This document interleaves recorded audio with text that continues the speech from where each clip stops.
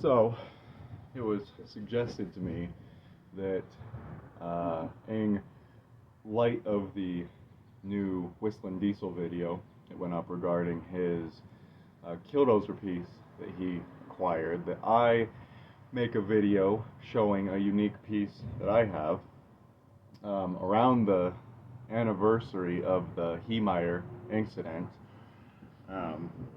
It came back into memory that when I was a child, my father worked for the local news station. He was a videographer for the local KMGH news station. And one day, in I believe June of 2005, he asked me if I wanted to go with him. I was about 10 at the time. He asked me if I wanted to go with him to go see the big bulldozer, he said, that had attacked the town of Granby, if I wanted to go see it be torn apart at a scrapyard that wasn't too far from our house. Because the FBI and the CBI and all the other police involved wanted to keep people from getting souvenirs of the Killdozer, they transported the Killdozer to All Recycling in Inglewood after about a year of holding it for investigation. And upon that time, they transported it to this recycling plant, they tore it into pieces, and they transported all those pieces to a number of other metal recycling centers so that it could be melted down. Now, the piece that Whistling Diesel has is a piece that, as he said, was cut off the top of the dozer so that they could extract Marvin Heemeyer once his kind of rampage came to an end. But at the scene where they were demolishing the dozer about a year later, they had a number of photographers there. So my father was one of them. I believe Patrick Brower, who is the author of the Killdozer book, was also present.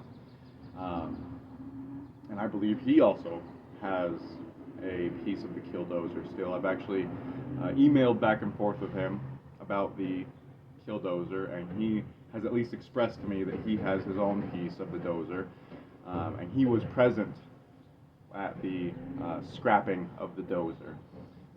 So they had a number of journalists that were present. They were trying to keep it secret when they were breaking down the dozer because they didn't want people to collect souvenirs, as Diesel mentioned in his video. And it didn't really work all that great.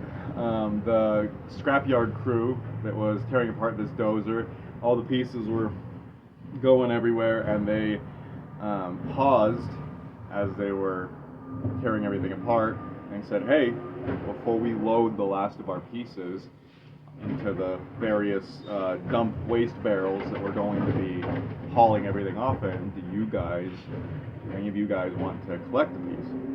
And my dad, who was there to, they call it a live shot, he was doing a live shot video that morning for KMGH. He asked me if I wanted to go grab a piece. So I went and grabbed a piece myself. A number of the other people that were there also grabbed a piece. And this is the piece that I have. Now, the piece that I have here is in a priority mailbox because a short while ago, around the 20th anniversary, I had decided that I was going to sell it. Initially, I had seen that Whistling Diesel was making a video where he was going to be attempting to reconstruct the dozer, and so I reached out to his team, and they were very nice.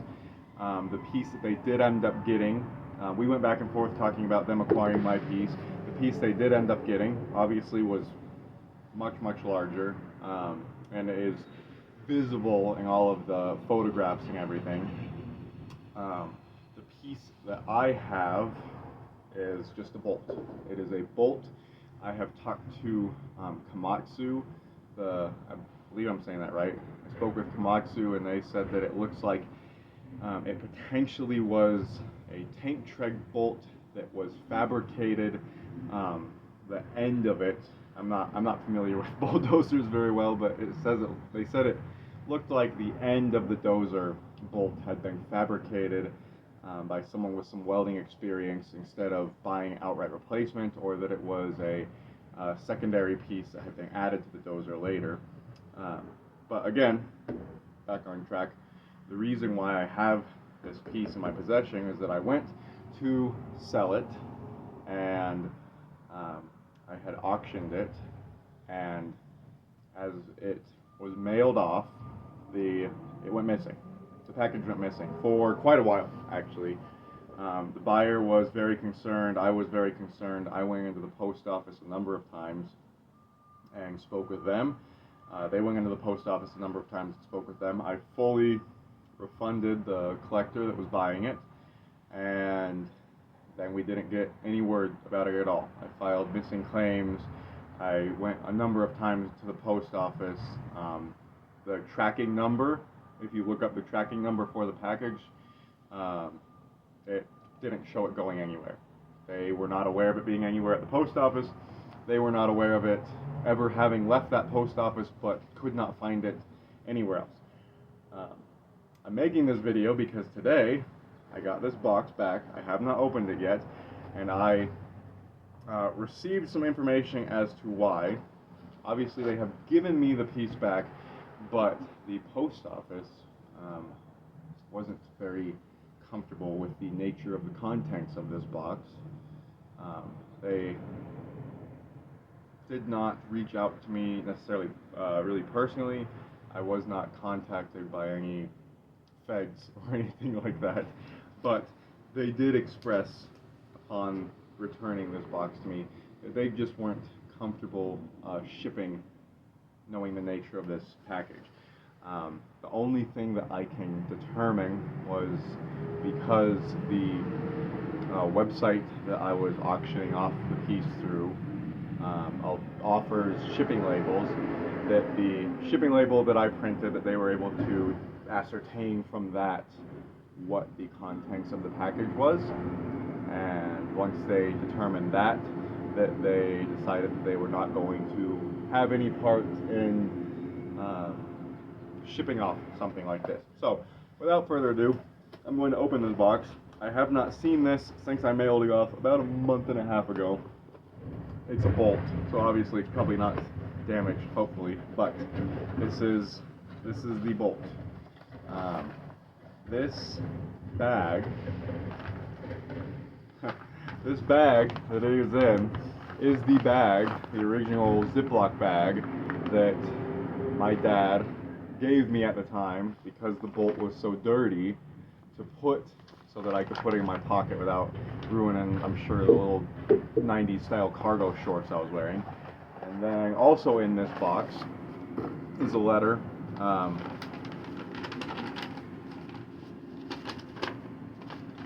that says, on June 4th, 2004, Marvin Heemeyer unleashed his homemade Killdozer, a heavily armored and modified Komatsu D355A on the city of Granby. Heemeyer, spurred on by feelings of injustice, leveled several properties throughout the town of Granby.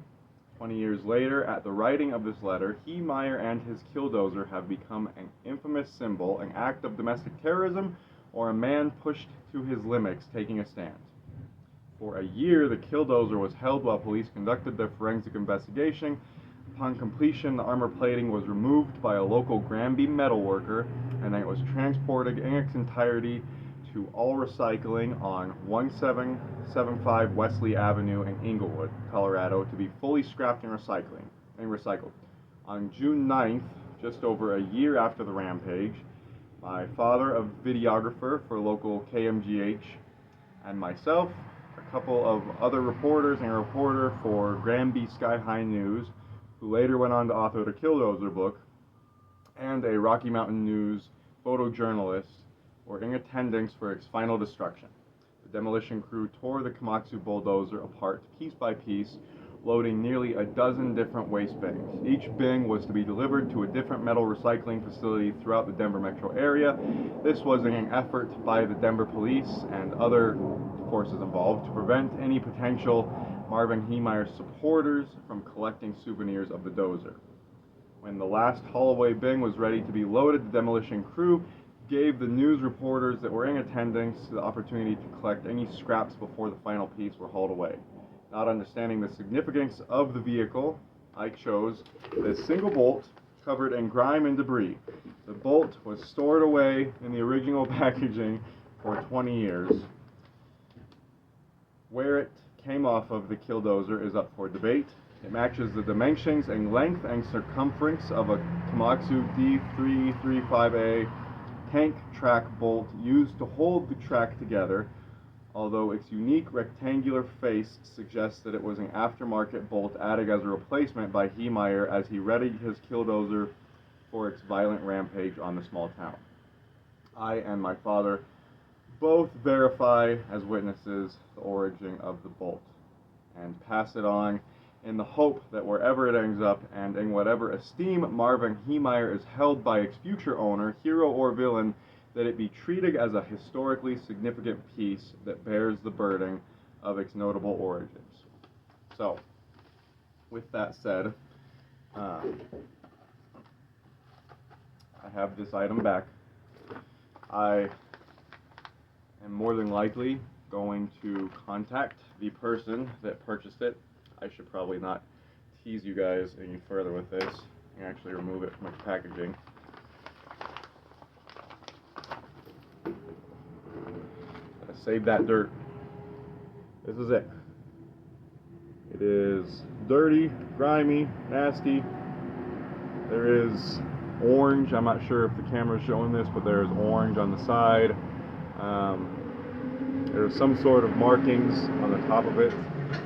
It was sheared off, it looks like, potentially while it was being scrapped.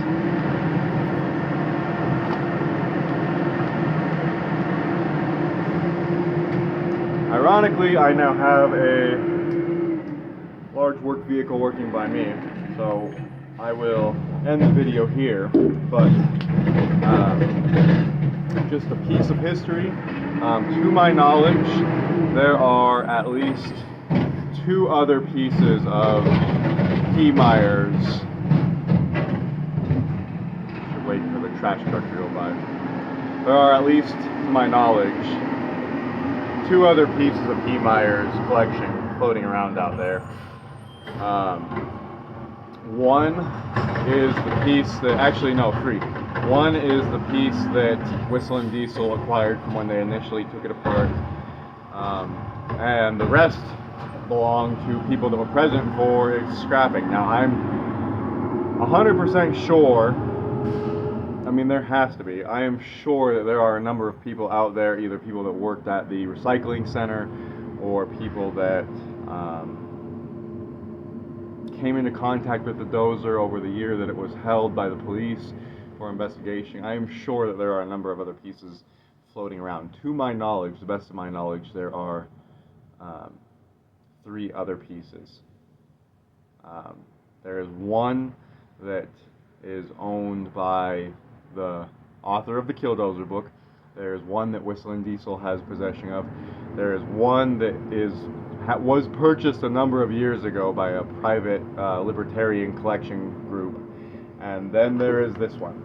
But I don't know. I think as we've gone through this 20-year anniversary now, that there's probably potentially going to be even more pieces that come out. But yeah, I will leave my email link in the bottom, and if anybody wants any other further information about this piece, besides what I provided in the video, feel free to reach out to me. Thank you.